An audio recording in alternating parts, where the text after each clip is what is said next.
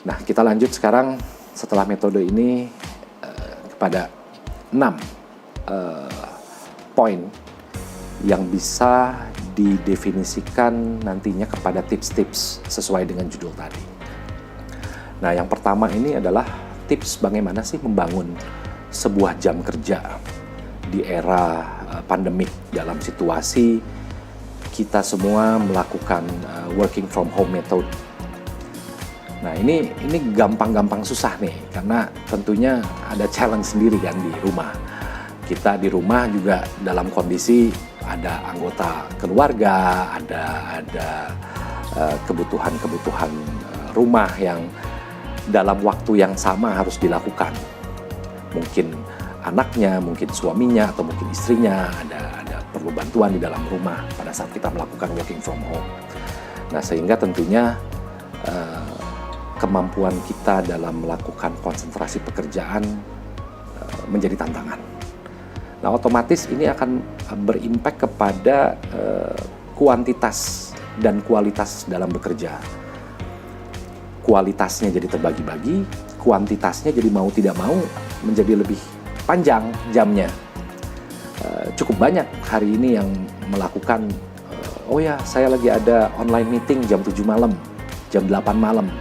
Or even rekan-rekan profesional semua melakukan meeting online di jam 10 malam even. Nah, tentunya ini saya yakini bahwa longer working hour ini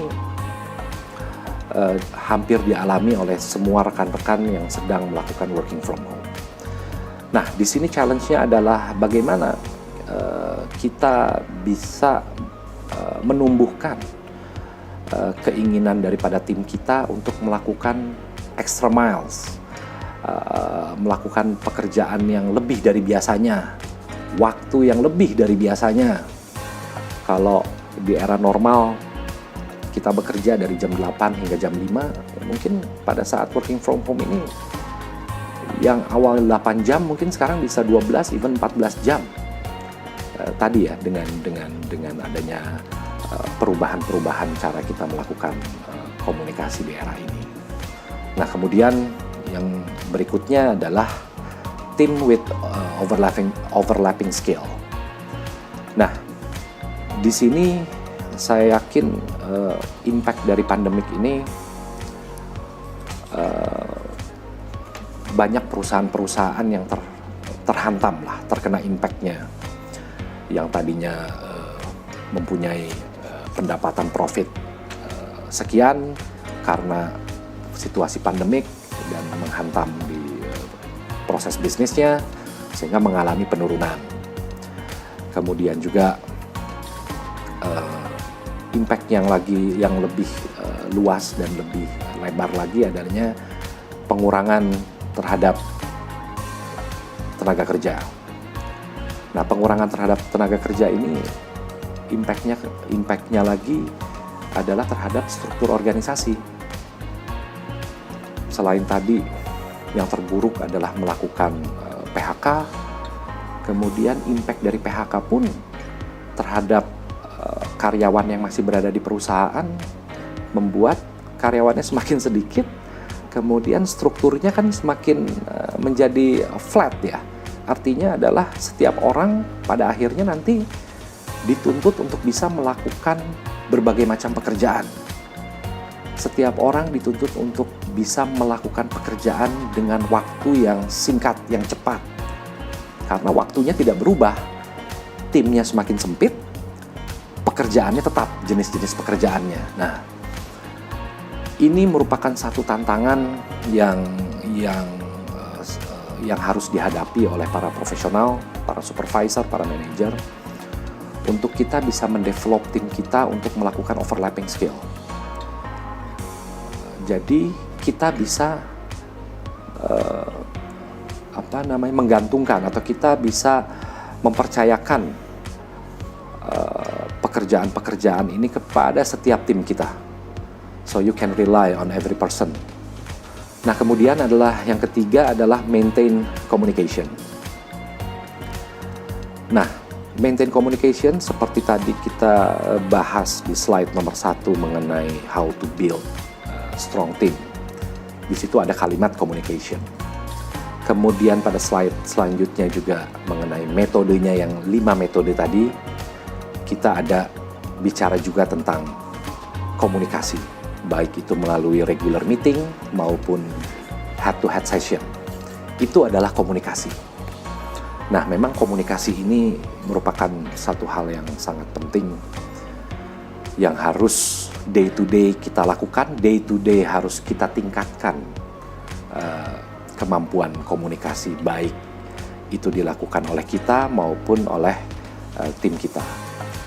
Kita yakinkan tim kita untuk bisa melakukan komunikasi kepada sesamanya. Buka jalur-jalur komunikasinya. Nah, di sini sebetulnya komunikasi yang saya maksud ini bukan komunikasi antar tim di dalam satu departemen saja, tapi antar tim dengan sesama departemen. Kemudian adalah backup planning. Kita harus selalu make sure bahwa tim kita ini mempunyai backup plan. Make sure setiap tim ini mengerti dan memahami bahwa setiap pekerjaan ini harus mempunyai backup plan. Backup plan ini metodenya kita bisa menumbuhkan bagaimana cara tim kita ini bisa mulai memikirkan bahwa oke, dalam setiap kita melakukan sebuah pekerjaan ada sebuah pilihan A atau B, dan setiap pilihan itu tentunya menimbulkan semua risiko ya. Nah, dari pilihan nanti yang akan dipilih tentunya akan memiliki risiko, dan risiko-risiko itulah yang harus diantisipasi dengan backup planning. Nah, kehadiran kita sekali lagi sebagai seorang supervisor, sebagai seorang manajer, selalu ada tampak nyata di depan tim kita, walaupun dalam kondisi working from home. Kemudian saya lanjut lagi kepada access to information. Nah, ini sebetulnya akses informasi ini harus selalu kita buka terhadap tim kita. Kita harus selalu update kepada tim kita. Apa yang terjadi, ada progres apa. Tim kita, si A contohnya, melakukan sebuah progres pekerjaan seperti ini. Tim B, personil B kita melakukan pekerjaan seperti ini. Kendalanya si A seperti ini, kendalanya si B seperti ini. Kita buka komunikasi itu. Kita ceritakan kepada si B mengenai challenge yang dihadapi si A. Kita ceritakan kepada si B tentang hal yang dialami oleh si A dan lain-lain. Tujuannya adalah apa? Untuk saling membuka komunikasi, untuk membuka sama-sama rasa keingintahuan antara si B dengan si A, bahwa oh, rekan saya menghadapi challenge seperti ini.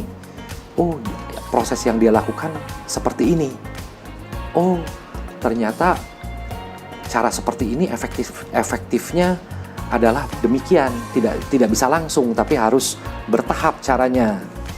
Nah, dengan seperti itu, selain kita bisa memberikan knowledge kepada masing-masing tim berdasarkan best practice, tapi juga kita menumbuhkan rasa keingintahuan dari sesama tim. Siapa tahu tim kita, si B, punya input terhadap tantangan yang sedang dialami oleh si A, tim kita. Oh Pak, kalau dari pengalaman saya sebelumnya di operation di project A, seperti ini Pak. Oh Bu, seperti ini Bu, gitu kan. Dan itu kita bisa sharing sehingga sesama tim diharapkan bisa saling ada komunikasi, diharapkan ada sesama tanggung jawab. Nah, ini hasilnya menurut saya dari beberapa pengalaman yang saya lakukan, ini sangat bermanfaat.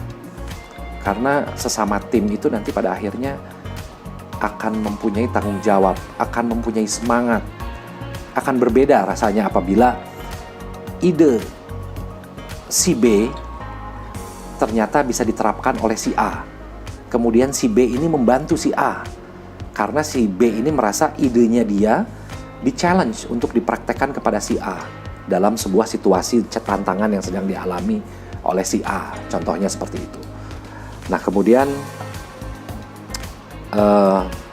prepare team for adversity. Nah, jadi di sini yang keenam ini adalah kebutuhan soft skill untuk menghadapi tantangan-tantangan ini sangat dibutuhkan. Untuk bisa kita fulfill kebutuhan peningkatan soft skill mereka ini, mau tidak mau dari pengalaman saya, kehadiran, pengetahuan, kemudian arahan-arahan kita sebagai seorang supervisor, seorang manajer, ini harus kita transfer kepada tim kita. Agar tim kita ini bisa mempunyai pengetahuan soft skill yang meningkat walaupun dalam kondisi seperti sekarang. Sekarang sulit untuk kita bisa melakukan coaching head to head. Kita bisa melakukan coaching dengan cara indirect sekarang seperti ini. Nah, tapi di satu sisi kebutuhan peningkatan soft skill tim kita untuk bisa menghadapi sebuah kondisi tantangan yang bisa dibilang sekarang ini cukup berat, sangat menantang. Ini kebutuhan soft skill-nya sangat tinggi. Kemampuan mereka, tim kita untuk membuat sebuah visualisasi akan pekerjaan-pekerjaan yang mereka lakukan. Yang tadinya tim kita melakukan presentasi langsung, melakukan rapat langsung dengan klien, dengan buyer. Kali ini mereka jangankan melakukan presentasi, mereka melakukan perkenalan pun, mereka melakukan introduction pun dengan metode online sekarang. Nah, otomatis kemampuan dalam meningkatkan soft skill, bagaimana